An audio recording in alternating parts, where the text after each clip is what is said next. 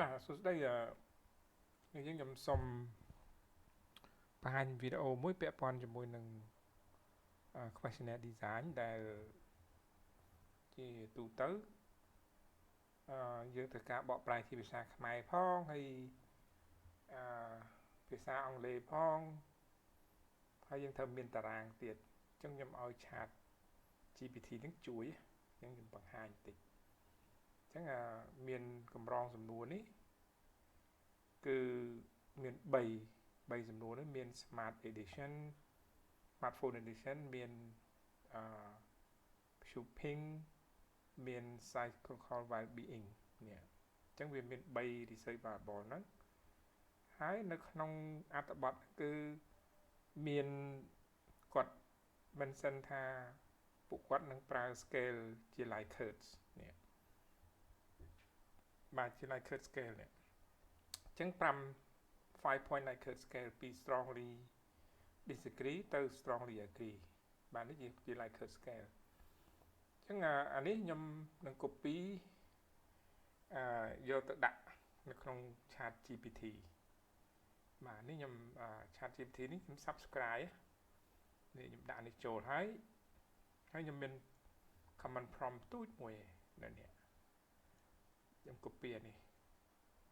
ខ្ញុំខ្ជិលវាយខ្ញុំថាឲ្យគាត់ prepare 5 point Likert scale ជាមួយ Microsoft Word ហើយមាន2ភាសាខ្មែរនិងភាសាអង់គ្លេសហើយខ្ញុំផានឹងចូលមកនេះបាទហើយឲ្យគាត់ឲ្យវាធ្វើ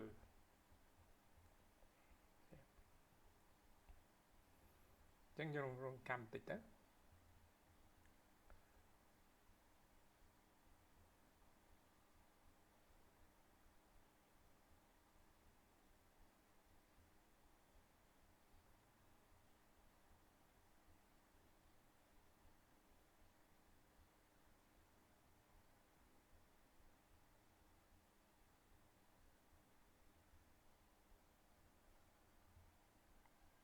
បាទអញ្ចឹងអានេះយើងអាច download Microsoft Word នឹងបាននេះ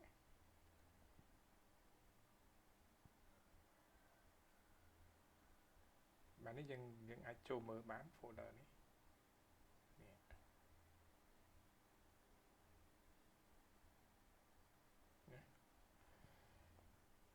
បាទអញ្ចឹងអានេះជាទូទៅគឺគាត់រៀបឲ្យបានប៉ុណ្ណឹងហើយយើងអាចដាក់ប្រអប់ឲ្យគូសមកក៏បានដែរនេះអញ្ចឹងដោយសារ font ខ្មែរគឺយើងពិបាកតិចអញ្ចឹងតើបើយើងសិនយើង click format វាមកនេះបាទនេះហើយនេះគឺតារាងនេះបាទតារាងមួយហ្នឹងឃើញទេនេះប្រើអញ្ចឹងហើយយើងមើលផងថាការបកប្រែរបស់គាត់ហ្នឹងត្រូវអត់បាទជួនកាលវាអាចឆក់ល្វែងណានេះអញ្ចឹងយើងមាន3 research variable ហ្នឹងមាន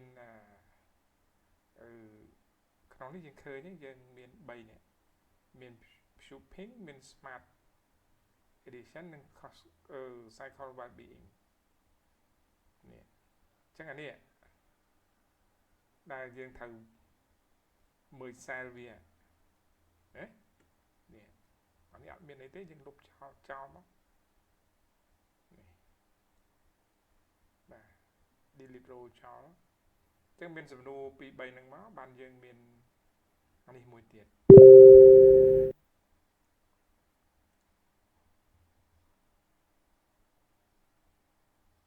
បាទ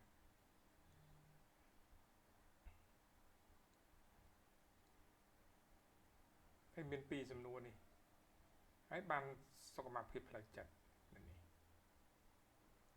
ណាអញ្ចឹងយើងមើលតាមធម្មតាគឺដូចខ្ញុំបានប្រាប់ថាយើងត្រូវដាក់ភាសាខ្មែរមុនបាទអញ្ចឹងតួនាទីរបស់យើងគឺយើងគួរតែរៀបបាទដោយសារហេតុតែបានខ្មែរវារៀបនៅខាងក្រោយដោយសារវាទៅបាក់ការបកប្រែពីអង់គ្លេសហ្នឹងមកខ្មែរអញ្ចឹងក៏អត់ដឹងទេអញ្ចឹងយើងត្រូវ copy ខ្មែរហ្នឹងខ្ញុំដាក់ឲ្យមុខវាបាទហើយ shift enter មកចុច shift ជាប់ enter នេះអញ្ចឹង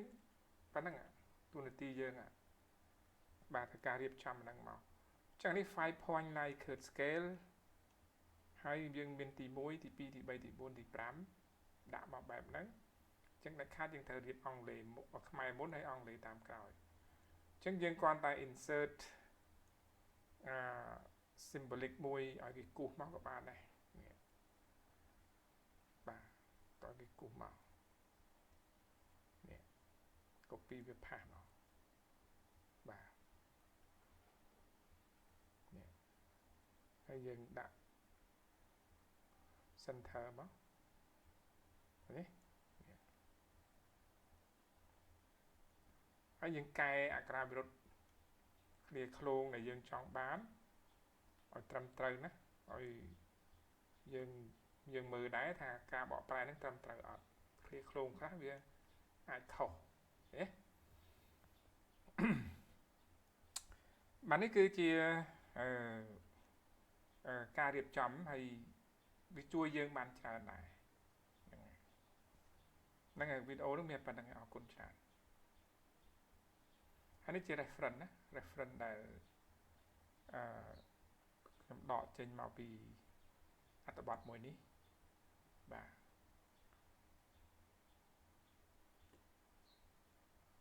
អរគុណប៉ុណ្្នឹង